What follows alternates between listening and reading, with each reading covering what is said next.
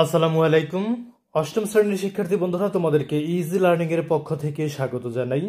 আজকের ভিডিওতে তোমাদের নতুন ইংরেজি বইয়ের unit 5 lesson 1 the little bird এইটার সমাধান করে দিব পেজ 44 থেকে 47 পর্যন্ত। এখানে 44 পেজ থেকে শুরু করে একেবারে 47 পেজ পর্যন্ত যা যা কাজ রয়েছে তোমাদের সম্পূর্ণ সমাধানটি করে দিচ্ছি আজকের এই ভিডিওতে। তাই ভিডিওটি একটু দীর্ঘ হবে, তোমরা অবশ্যই সম্পূর্ণ ভিডিওটি দেখবে ধৈর্য সহকারে। তো চলো শুরু করা যাক। প্রথমে আমরা বি নাম্বার টেক্সটটি এখানে অনুবাদ করে নিচ্ছি। ইট ওয়াজ শিরওয়াজাস বার্থডে, এটা ছিল শিরওয়াজার জন্মদিন। And he received many presents, এবং সে অনেক উপহার পেয়েছিল। Tops, hobby horses and picture books, ঘূর্ণায়মান খেলনা, কাঠের ঘোড়া এবং চিত্র বই। But the best gift of all, কিন্তু সবচেয়ে ভালো উপহারটি ছিল ওয়াজ ফ্রম হিজ আঙ্কেল, তার চাচার থেকে, অর্থাৎ তার চাচার কাছ থেকে সে সব থেকে ভালো উপহারটি পেয়েছিল। ইট ওয়াজ আ নেট ফর ক্যাচিং বার্ডস, এটি ছিল পাখি ধরার একটি জাল। তাহলে শিরওয়াজের সব থেকে ভালো উপহার কোনটা ছিল? পাখি ধরার নেট বা জাল, যেটা তার চাচা দিয়েছিল। এরপর লক্ষ্য করো, a little board was attached to a frame on which a net was stretched. একটি ছোট কাঠের তক্তা একটি ফ্রেমে লাগানো ছিল, যার উপরে একটি জাল টানা ছিল। Grain was sprinkled on the board and then the net was set out in the yard. তক্তার উপরে দানা ছড়ানো হতো, তারপর সেটি উঠানে রেখে দেওয়া হতো। When a bird flew up and perched on the board would turn over and the net would fall. যখন কোনো পাখি এসে তক্তার উপরে বসতো, তখন তক্তাটা উল্টে যেত এবং জালটা পড়ে যেত। Shireuza was so happy he came running to his mother to show her his net. Shireuza খুব খুশি হয়েছিল, সে দৌড়ে তার মায়ের কাছে গিয়ে জালটি দেখালো। His mother said, তার মা বললেন, It's not a nice toy at all. এটা মোটেও ভালো খেলনা না। What do you want with little birds? ছোট পাখিদের নিয়ে তুমি কি করবে? Why do you want to torment them? কেন তাদের কষ্ট দিতে চাও?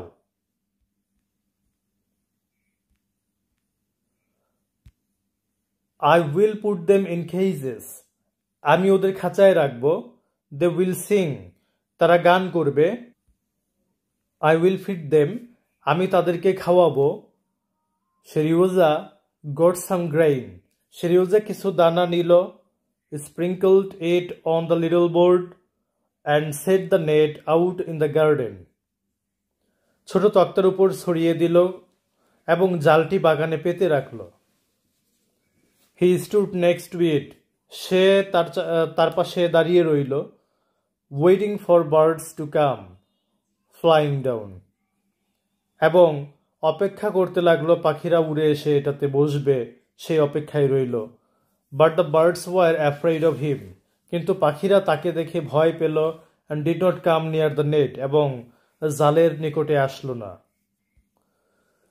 Shireuza went into dinner. Shireuza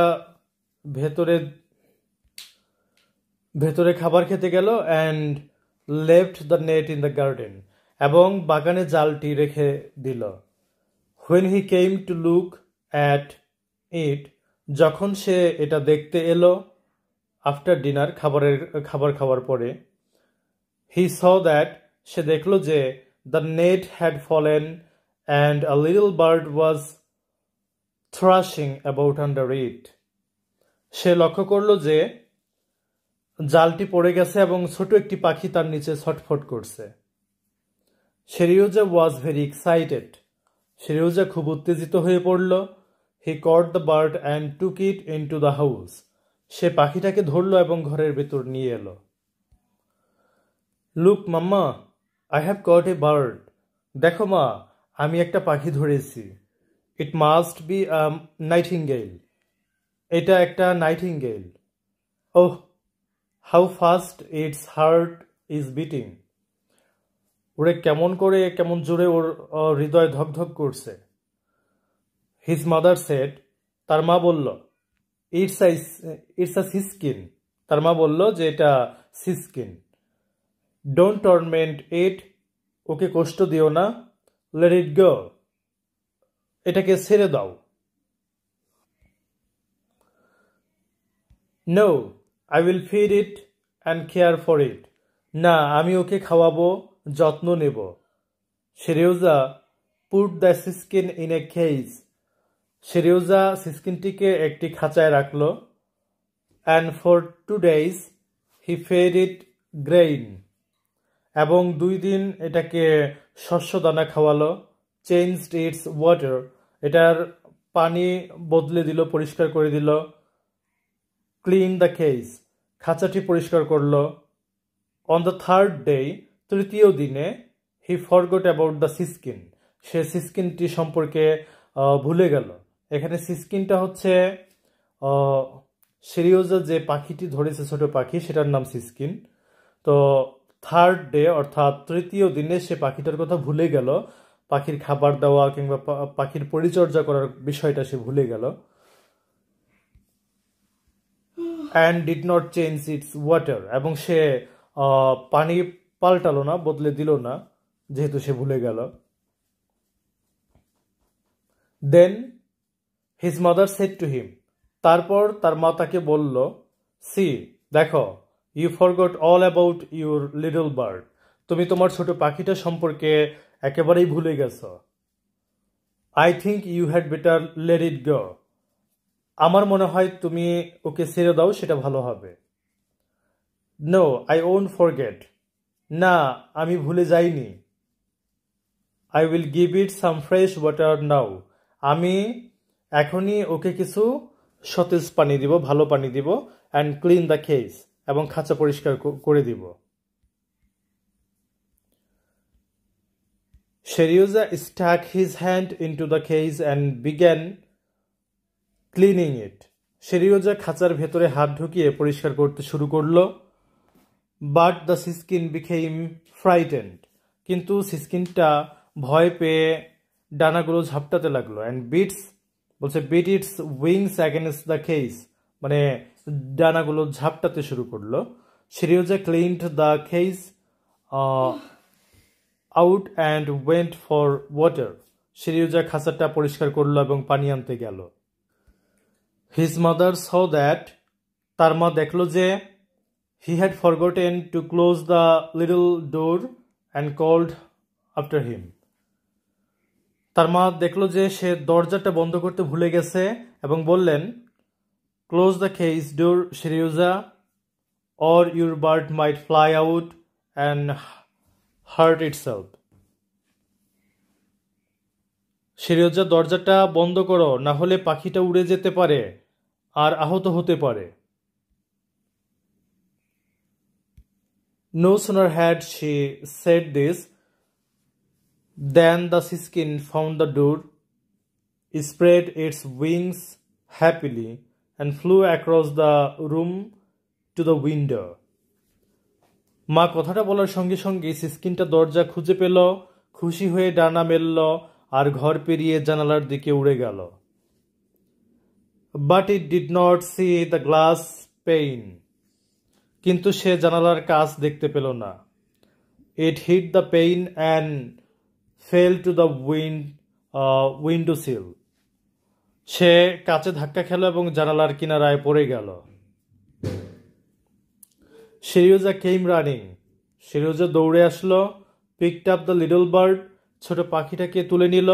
and took it back to the cage, এবং সে এটাকে খাঁচায় রেখে দিল।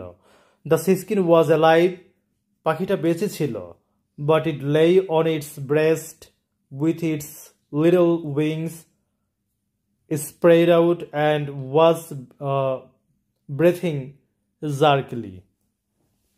কিন্তু পাখিটা উবু হয়ে শুয়েছিল, ডানাগুলো ছড়ানো ছিল আর কষ্ট করে শ্বাস নিচ্ছিল। Shireuza began to cry, "Mama, what will I do?" Shireuza কাঁদতে শুরু করলো, মা আমি এখন কি করব? There's nothing you can do now. এখন আর কিছুই করার নেই, তার মা উত্তরে বলল। Shireuza did not leave the room that day. সেই দিন Shireuza ঘর ছেড়ে কোথাও যায়নি। He kept gazing at the siskin. সে সারাক্ষণ পাখিটার দিকে তাকিয়ে রইল। The siskin lay on its breast as before, breathing jerkily. পাখিটা আগের মতোই উবু হয়ে শুয়েছিল আর কষ্ট করে শ্বাস নিচ্ছিল। When Shireuza went to bed that night, the siskin was still alive. সেদিন রাতে Shireuza যখন ঘুমাতে গেল তখনও পাখিটা বেঁচে ছিল। Shireuza could not fall asleep for a long while. সে অনেকক্ষণ পর্যন্ত ঘুমাতে পারল না। No sooner would he close his eyes than he would imagine the siskin lying there gasping for breath. যেই মাত্রই সে চোখ বন্ধ করে সেই মাত্রই তার কল্পনায় চলে আসে, সে কল্পনা করতে পারে যে সিসকিনটা কিভাবে শুয়ে আছে, কিভাবে শ্বাস নিচ্ছিল, গ্যাসপিং করছিল, এই বিষয়গুলো তার কল্পনায় চলে আসে। When Shireuza went up to the cage the next morning, he saw the siskin lying on its back with its legs curled up. পরদিন সকালে যখন Shireuza খাঁচার কাছে গেল, সে দেখল সিসকিনটি পিঠের উপর পড়ে আছে, পা দুটো কুকড়িয়ে গেছে। It was dead. এটা মরে গেছে। Never again did Shireuza catch another bird. Shireuza আর কখনো কোনো পাখি ধরেনি।